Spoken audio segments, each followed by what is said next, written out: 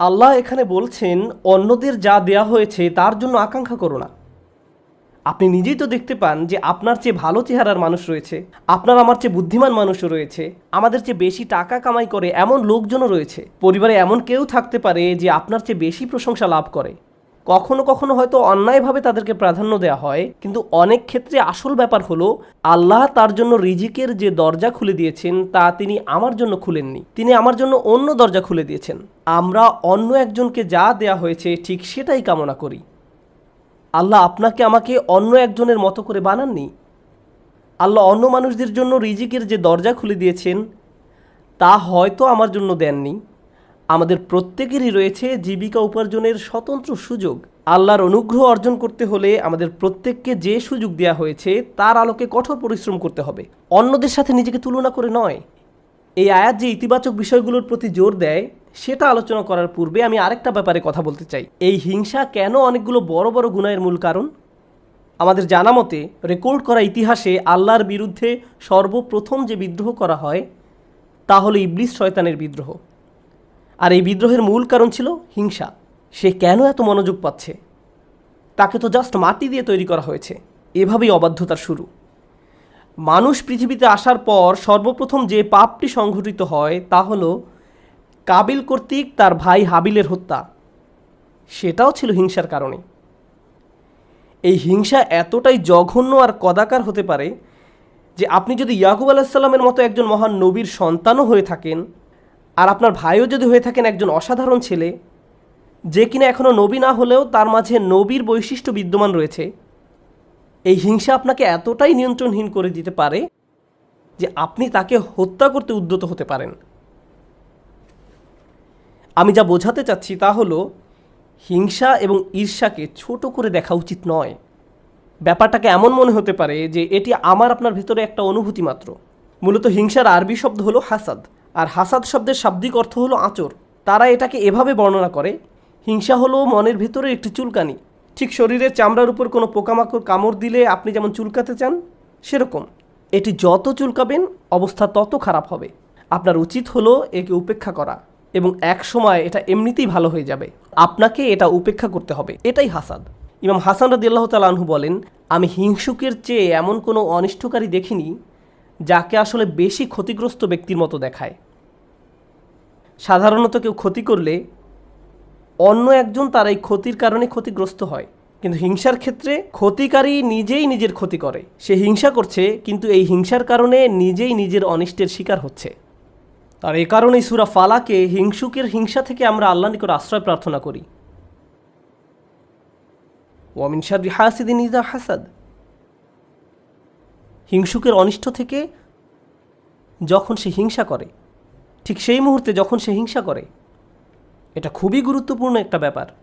এই হিংসার কারণে আপনার আমার জীবনে ভয়ঙ্করতম সমস্যা তৈরি হতে পারে। এখন আমি নিজেকে বিশ্লেষণ করতে চাই। যখন আমি নিজেই অন্যকে হিংসা করতে শুরু করি তখন কোন কোন ধরনের নেয়ামত থেকে নিজেকে বঞ্চিত করি?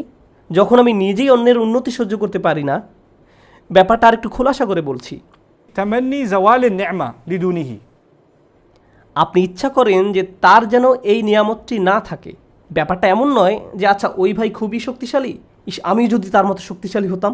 না না না, আমি ইচ্ছা করি যে সে অসুস্থ হয়ে পড়ুক আর আমি শক্তিশালী হয়ে উঠি। আপনি ইচ্ছা করেন তার মাঝে যেন ওই ভালো বিষয়টা না থাকে। কোন কারণে সে ওইটা পাবে? আচ্ছা সে প্রমোশন পেয়েছে, এখন আমারও ইচ্ছা হয় যে আমিও যেন প্রমোশন পাই। না না না, হিংসা হলো আমি চাই সে বরখাস্ত হোক আর আমি প্রমোশন পাই। আপনি তার ব্যর্থতা দেখতে চান। আপনার ভেতরের কিছু একটা চায় তার যেন পতন ঘটে। তার পতনের ফলে আপনার জীবিকায় সমৃদ্ধি আসে না, আপনার এতে কোনো উপকার হয় না, তবু আপনার ভেতরের কিছু একটা তার পতন কামনা করে। যদি তার পতন ঘটে তাহলে আপনার কাছে তা ভালো লাগবে। এটাই হলো হাসাদ। কিভাবে এটা একজনের ভালো দিক ধ্বংস করে দেয়? আমরা ইবলিস শয়তান সম্পর্কে জানি। আল্লাহ তাকে ফেরেশতাদের কাতারে রেখেছিলেন, এর চেয়ে উন্নত কোনো মর্যাদা হতে পারে না। কিন্তু হিংসা তাকে এত উচ্চ পর্যায় থেকে একেবারে নিম্নতম পর্যায়ে নামিয়ে দিয়েছে, আল্লাহর নিকট থেকে বহু দূরে সরিয়ে দিয়েছে। চিন্তা করতে পারেন এত বড় মর্যাদা কেড়ে নেওয়া হলো, এর মূল কারণ ছিল হিংসা। চিন্তা করতে পারেন, মূল কারণ হলো নিজেকে অনেক বড় কিছু মনে করা। হিংসার কারণে হত্যার মতো জঘন্য অপরাধ সংঘটিত হলো। আল্লাহ সূরা আরাফে বর্ণনা করেন, কাআন্নামা কাতালান নাসা জামিআ, সে যেন গোটা মানব জাতিকে হত্যা করলো। হিংসার কারণে হত্যার মতো জঘন্য অপরাধ সংঘটিত হলো। আর এই মহাপাপের মূল কারণও ছিল হিংসা। এই সকল উদাহরণের মূল শিক্ষা হলো আমাদের নিজেদেরকে ভালো করে বিশ্লেষণ করে দেখা উচিত আমরা নিজেরা এই রোগে আক্রান্ত কিনা। ভালো করে খতিয়ে দেখা উচিত আমাদের মাঝে এই ঘৃণ্য ব্যাধিটি আছে কিনা। মানুষ শুধু টাকা পয়সা নিয়ে হিংসা করে না, মানুষ প্রায় সব কিছু নিয়ে হিংসা করে। পরিবারের সবার মনোযোগের কেন্দ্রবিন্দু হওয়া, এটা এমনকি ধর্মীয় পরিমণ্ডলেও ঘটতে পারে। ভাই জানেন, অমুক শায়েখ, তার ভিডিও মানুষ বেশি দেখে। আপনি তার ফলোয়ারদের সাথে নিজের ফলোয়ারদের তুলনা করছেন কেন? মাহফিলে তাকে কেন প্রধান বক্তা করা হলো, তাকে কেন সবচেয়ে ভালো সময় বক্তব্য দিতে দেয়া হলো? এমন ঘটনা মসজিদেও ঘটতে পারে। ভাই দেখেছেন তারা কত টাকা তুলেছে, আমরা এত টাকা তুলতে পারিনি। আর এই মনোভাব প্রতিযোগিতায় সীমাবদ্ধ থাকে না, হিংসায় পরিণত হয়। কেন তারা আমাদের চেয়ে ভালো করছে? এই হিংসা এমনকি ধর্মীয় পরিমণ্ডলেও আঘাত করতে পারে। মদিনায় আসার পর সাহাবীরা ধারণা করেছিলেন মদিনার ইয়াহুদিরা সবার আগে ইসলাম ধর্ম গ্রহণ করবে। এ সম্পর্কে কোরআনে এসেছে, আফাতাতমাউনা আন ইউমিনু লাকুম, তোমরা কি আশা করো যে তারা তোমাদের কথা ঈমান আনবে? কারণ তারা আহলে কিতাব, তারা ওহী অবতীর্ণ হওয়া সম্পর্কে অবগত ছিল। তারা রাসূল সাল্লাল্লাহু আলাইহি সাল্লামকে সেভাবে চিনত যেভাবে তারা তাদের ছেলে মেয়েদের চিনতে পারত। এর কারণ ছিল আসলে হিংসা। তারা এই ব্যাপারটা মেনে নিতে পারেনি যে নবী প্রেরণের অনুগ্রহটি বনী ইসরায়েলদের কাছ থেকে অন্যদের কাছে চলে যাবে। তারা চাইতো ওহী মুহাম্মদ সাল্লাল্লাহু আলাইহি সাল্লামের কাছে না এসে তাদের কারো কাছে আসুক। জীবনের এমন কোনো দিক নেই যেখানে হিংসার আক্রমণ হওয়ার সম্ভাবনা নেই। এটা আপনার চাকরি জীবনে প্রভাব ফেলতে পারে, ব্যবসায়িক জীবনে প্রভাব ফেলতে পারে, আপনার পারিবারিক জীবন, ব্যক্তিগত জীবন, ধর্মীয় জীবন, সামাজিক জীবন থেকে শুরু করে জীবনের প্রতিটি ক্ষেত্রে এর প্রভাব পড়তে পারে। সম্প্রতি বিশ্বের বিভিন্ন প্রান্তে ভ্রমণ করার অভিজ্ঞতা থেকে আমি এক নতুন ধরনের হিংসা সম্পর্কে অবগত হয়েছি। অনেক বোন এসে আমার কাছে প্রশ্ন করেন, এটা বলার কারণে হয়তো আমি সমস্যায় পড়তে পারি, যাই হোক, কোরআনে কেন পুরুষদের জন্য অমুক অমুক বিধান দেওয়া হয়েছে আর নারীদের জন্য সম্পূর্ণ ভিন্ন বিধান দেওয়া হয়েছে? পুরুষদের কেন বোরকা পরতে হয় না? আমাকে এই প্রশ্ন করা হয়েছিল। ডিভোর্স আইনের ক্ষেত্রে দেখা যায় আইনগুলো কেমন যেন পুরুষের অনুকূলে। মহিলারা জান্নাতে কী পাবে? আমি বলছি না যে এই প্রশ্নগুলোকে উপেক্ষা করতে হবে, কিন্তু এখানে একটা ব্যাপার আমাদের সাবধান থাকতে হবে। আমরা আল্লাহ সুবহানাহু ওয়া তাআলা সম্পর্কে কথা বলছি। তিনি যখন কোনো বিধিবিধান নাজিল করেন, এই বিধানগুলো আমি প্রবর্তন করিনি, আমি শুধু এই বিধানগুলো বোঝার চেষ্টা করেছি এবং শেখানোর চেষ্টা করছি। কিন্তু যিনি এই বিধানগুলো দিয়েছেন তিনি হলেন সবচেয়ে দয়াবান, ভালোবাসাপূর্ণ এবং সবচেয়ে ন্যায় বিচারক। যদি এই বিধান নিয়ে আপনার অন্তরে খুঁতখুঁতে ভাব থাকে এবং মনে মনে ভাবেন যে আমার মনে হচ্ছে এখানে ন্যায্য বিধান দেয়া হয়নি, এটা খুবই মারাত্মক একটি সমস্যা। এমনকি আল্লাহ সম্পর্কে এই মনোভাব যে আমাকে ঠকানো হয়েছে, আমাকে তিনি যা দিয়েছেন সেখানে ঠকিয়েছেন, আমাকে পুরোপুরি বুঝতে হবে কেন তিনি আমাকে এটা করতে বলেছেন। একটা ব্যাপারে বলছি, উদাহরণস্বরূপ কেউ যদি আমাকে জিজ্ঞেস করে কেন আল্লাহ মহিলাদেরকে পর্দা করতে বলেছেন, আমার সৎ জবাব হবে আমি জানি না। আমি নিজে নিজে চিন্তা করে হয়তো এই বিধানের কিছু উপকারী দিক তুলে ধরতে পারবো, কিন্তু এই উপকারী দিকগুলো আল্লাহ অবতীর্ণ করেননি। এই উপকারগুলো আমি চিন্তা করে বুঝতে পারলাম, আর আমার এই সাহস নেই যে আমি বলবো যে অমুক অমুক যুক্তির কারণে হিজাব পড়তে হবে, কারণ এই যুক্তিগুলো আল্লাহ অবতীর্ণ করেননি। অনেক সময় আল্লাহ কোনো বিধান নাজিল করেন কিন্তু তার পেছনের কারণ বর্ণনা করেন না। তিনি বলবেন তুমি নিজে নিজে চিন্তা করে দেখো, লাআল্লাকুম তাতাফাক্কারুন লিয়াদাব্বারু আয়াতিহি, কেন এই বিধানগুলো দেয়া হয়েছে তা তোমরা নিজেরা চিন্তা করে খুঁজে নাও। তবে একটা ব্যাপার আমি নিশ্চিত জানি, যে বিধানই তিনি অবতীর্ণ করেন না কেন তা আমাদের প্রতি তার অপার অনুগ্রহ মাত্র। আল্লাহ এই আয়াতগুলোতে কি বলছেন? উত্তরাধিকার সম্পত্তি বন্টনের বিষয় বর্ণনা করা আয়াতগুলোর পরে এসেছে। ইসলামে সবাই সমান উত্তরাধিকার সম্পত্তি পায় না, নারী এবং পুরুষ সমান সম্পত্তি পায় না। তারা মেয়ে, স্ত্রী, মা যেই হোক না কেন সমান সম্পত্তি পায় না। তাই আল্লাহ কি বলেছেন? লির রিজালি নাসিবুম মিম্মা ইকতাসাবু ওয়া লিন নিসাই নাসিবুম মিম্মা ইকতাসাবনা, পুরুষদের জন্য রয়েছে অংশ তারা যা উপার্জন করে তা থেকে, এবং নারীদের জন্য রয়েছে অংশ যা তারা উপার্জন করে তা থেকে। এই আয়াতে মিন অর্থাৎ থেকে এই শব্দের ব্যবহারটি লক্ষ্য করার মতো। এই পৃথিবীতে যত কিছুর জন্য আপনি কাজ করেন তার সবটুকুর ফসল পাবেন না, এর থেকে একটি অংশ পাবেন আর বাকি অংশ পরে পাবেন।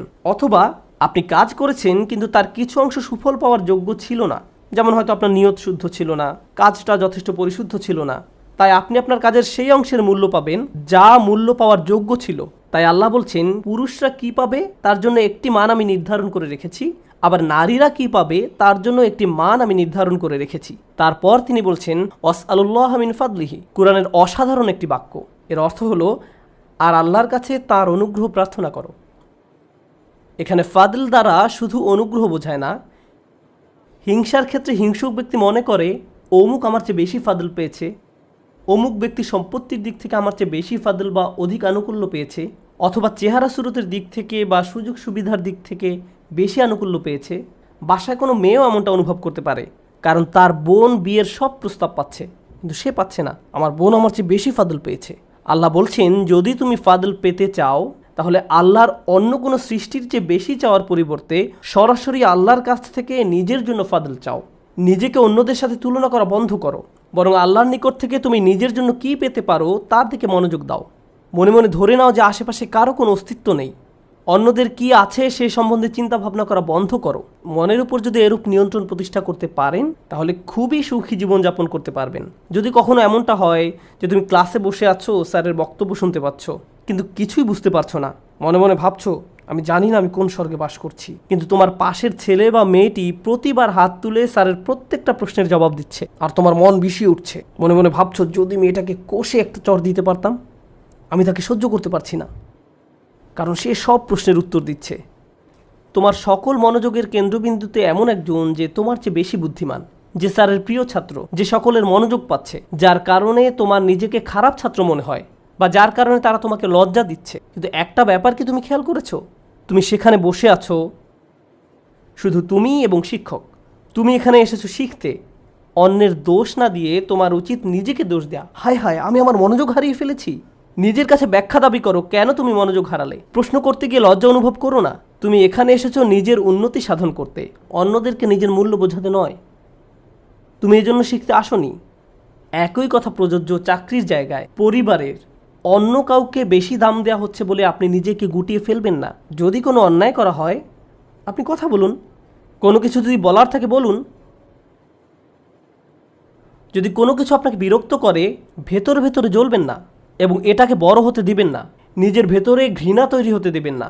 আমরা আল্লাহর নিকট যে দোয়াগুলো করি তার একটি হলো ওয়ালা তাজআল ফি কুলুবিনা গিল্লাল লিল্লাযিনা আমানু, ঈমানদারদের বিরুদ্ধে আমাদের অন্তরে কোনো বিদ্বেষ রেখো না। যখন আমরা কিয়ামতের দিন তার সামনে দণ্ডায়মান হব তখন যেন আমাদের অন্তরে ঈমানদারদের বিরুদ্ধে কোনো গিল বা খারাপ অনুভূতি না থাকে। আমরা দুনিয়াতেও এটা চাই না, আর জান্নাতে আল্লাহ আমাদের থেকে তা দূরে রাখুন। তাই এই ব্যাপারটা পার্থিব জীবনে ঘটতে পারে। এমন হতে পারে যে কারো বিরুদ্ধে আপনার অন্তরে হিংসার মনোভাব তৈরি হচ্ছে, ও সে তো এই পজিশন পাওয়ার যোগ্য নয়, সে তো অমুক কাজ করার যোগ্য নয়। আপনার অন্তরে যদি এমন অনুভূতি তৈরি না হয় তাহলে সেটা খুবই ভালো। কিন্তু অনেক মানুষ আছে যারা এভাবে চিন্তা করে ওই লোক আমার চেয়ে অনেক বেশি বেতন পায়, সে কেন আমার চেয়ে বেশি বেতন পাবে। তারা কত টাকা বেতন পায় বা না পায় তার সাথে আপনার সম্পর্ক কি? আপনি কি করেন? আপনি কি অর্জন করেছেন? আপনার যদি মনে হয় যে আপনার আরও বেশি বেতন পাওয়া উচিত তাহলে ব্যাপারটা যথাযথ কর্তৃপক্ষকে বলুন। ওয়াসআলুল্লাহ মিন ফাদলিহি, আল্লাহর কাছে তাঁর অনুগ্রহ প্রার্থনা করুন। ইন্নাল্লাহ কানা বিকুল্লি শাইইন আলিমা, নিঃসন্দেহে আল্লাহ তাআলা সর্ববিষয়ে জ্ঞাত। যখন আমরা অন্যের সাথে নিজেকে তুলনা বন্ধ করব, যখন পুরুষ বা নারী হিসাবে কি পেলাম বা কি পেলাম না এসব নিয়ে চিন্তা করা বন্ধ করব, অমুক অমুক ব্যক্তির কারণে আমি পেছনে পড়ে আছি এমন চিন্তা করা বন্ধ করব, আপনার এবং আল্লাহর মাঝে আর কেউ নেই। যদি কোনো বিষয়ে অগ্রগতি অর্জন করতে চান সরাসরি আল্লাহকে বলুন ওয়াসআলুল্লাহ মিন ফাদলিহি।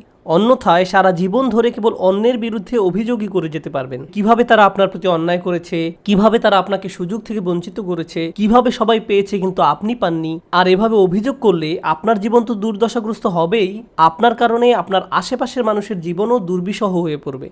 এই আয়াতটি নিয়ে সর্বশেষ যা শেয়ার করতে চাই, বিশেষ করে যখন আমরা তেলাওয়াত করি ওয়া মিন শাররি হাসিদিন ইযা হাসাদ, এখানে ইজা শব্দটির দিকে বিশেষ মনোযোগ দিন। কেউ কেউ বলেন এখানে হাসাদকে বর্ণনা করা হয়েছে একটি গুণ হিসেবে, শুধুমাত্র শব্দগতভাবে ইসমে ফাইল হিসেবে নয়, বরং একজন মানুষের একটি খারাপ গুণ হিসেবে। অর্থাৎ এমন ব্যক্তি যার মাঝে হিংসার প্রবণতা আছে। কিন্তু ইজা শব্দটি একটি বিষয়ের প্রতি বিশেষ ইঙ্গিত করে। আপনার মাঝে যদি এই গুণটি থেকে থাকে, তাহলে কোনো এক সময় কুৎসিত উপায়ে এর প্রকাশ ঘটবে, আজ না হোক কাল। খারাপ কিছু একটা আপনি করে বসবেন, কারণ আপনার মাঝে খারাপ গুণটি আছে। আপনি নিজেও হাসিদ হতে চান না, হিংসুক হতে চান না। আবার যারা হিংসা করে তাদের অনিষ্ট থেকে বাঁচতে চান। আমরা দোয়া করি আল্লাহ যেন আমাদেরকে হিংসুক হওয়া থেকে রক্ষা করেন, এবং যারা আমাদের বিরুদ্ধে হিংসা করে তাদের অনিষ্ট থেকেও যেন রক্ষা করেন। আল্লাহ যেন আমাদের ভালো কাজগুলোকে নষ্ট হওয়া থেকে রক্ষা করেন। আমরা জানি রাসূল সাল্লাল্লাহু আলাইহি সাল্লাম বলেছেন, আগুন যেমন শুকনো কাঠ জ্বালিয়ে ফেলে, তেমনি হিংসাও একজন ব্যক্তির ভালো কাজগুলোকে জ্বালিয়ে দেয়। কেন তিনি এমনটি বলেছেন? কারণ যখন আপনার মাঝে হিংসা দেখা দেয়, তখন আপনার পক্ষে কৃতজ্ঞ হওয়া অসম্ভব। কারণ যখন হিংসা করেন তখন আপনার কি নেই কেবল তা নিয়েই আপনি চিন্তা করেন। আর আল্লাহর সাথে আমাদের সম্পর্ক নির্ভর করে একটি বিষয়ের উপর, তা হলো আমাদের কি কি আছে তা সব সময় স্বীকার করে যাওয়া। এভাবেই আমরা আল্লাহর প্রতি কৃতজ্ঞ হয়ে উঠি। যদি আপনার অন্তরে হিংসার বসবাস থাকে, তাহলে কোনোভাবেই আপনার পক্ষে আবদান শাকুরা অর্থাৎ আল্লাহর কৃতজ্ঞ বান্দা হওয়া সম্ভব নয়। আল্লাহ আযজা ওয়া জাল্লা আমাদের অন্তর থেকে হিংসা দূর করে দিন, আমাদেরকে সত্যিকার অর্থে কৃতজ্ঞ বান্দা বানিয়ে দিন। আল্লাহ সঠিকভাবে তার অনুগ্রহ চাওয়ার মতো তৌফিক দান করুন এবং আমাদের জীবনকে আরও সুন্দর করে দিন।